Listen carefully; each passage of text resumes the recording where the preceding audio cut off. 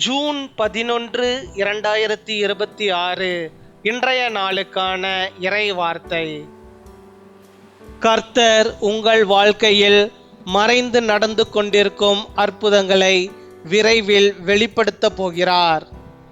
The Lord is about to reveal the miracles that have been working secretly in your life. 1 கொரிந்தியர் 2 அதிகாரம் 9 வசனம். 1 Corinthians chapter 2 verse 9. எழுதியிருக்கிறபடி தேவன் தம்மில் அன்பு கூறுகிறவர்களுக்கு ஆயத்தம் பண்ணினவைகளை கண் காணவும் இல்லை, காது கேட்கவும் இல்லை, அவைகள் மனுஷனுடைய இருதயத்தில் தோன்றவும் இல்லை. என் அன்பு சகோதர சகோதரிகளே, இன்று உங்கள் வாழ்க்கையில் எதுவும் நடக்காதது போல தோன்றலாம். ஆனால் தேவன் அமைதியாக இருந்தாலும் செயல்பட்டு கொண்டிருக்கிறார். நீங்கள் பார்க்க முடியாத இடங்களில் அவர் உங்கள் ஆசீர்வாதத்தை ஆயத்தப்படுத்துகிறார். சிறையில் இருந்த யோசேப்புக்காக தேவன் அரண்மனையை ஆயத்தப்படுத்தினார். லாசருவின் கல்லறைகளும் கூட தேவன் உயிர்த்தெழுதலின் அற்புதத்தை ஆயத்தப்படுத்தினார். அதே போலதான் உங்கள் வாழ்க்கையிலும் மறைந்து செயல்படும் தேவனின் கரம் இருக்கிறது. நீங்கள் அறியாத இடங்களில் உங்கள் ஆசீர்வாதம் தயாராகி கொண்டிருக்கிறது. திடீரென தேவன் உங்கள் வாழ்க்கையை மாற்றப் போகிறார்.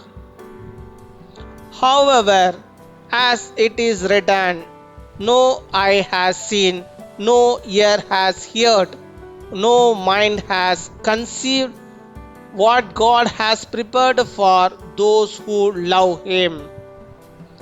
My dear brothers and sisters, today it may seem like nothing is happening in your life, but even in silence, God is working.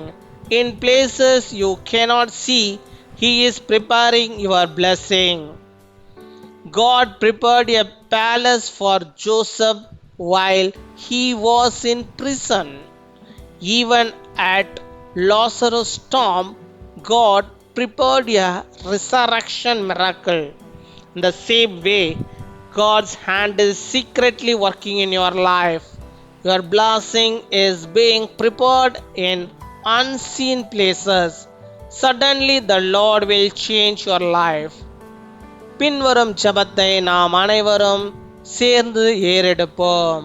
அன்பான பரலோக தந்தையே, எங்கள் வாழ்க்கையில் மறைந்து செயல்படும் உமது அற்புதங்களை வெளிப்படுத்தும். எங்கள் வாழ்க்கையில் உமது மகிமையை வெளிப்படுத்தும்.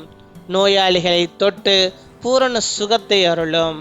வேலை செய்து கொண்டிருப்பவர்களுக்கு கிருபையும் உயர்வையும் அளித்தருளும். இன்று பிறந்த நாள் மற்றும் திருமண நாளை கொண்டாடுகிறவர்களை உமது ஆனந்தத்தாலும் சமாதானத்தாலும் நிரப்பும். இயேசுவின் நாமத்தில் ஜெபிக்கிறோம். ஆமீன்.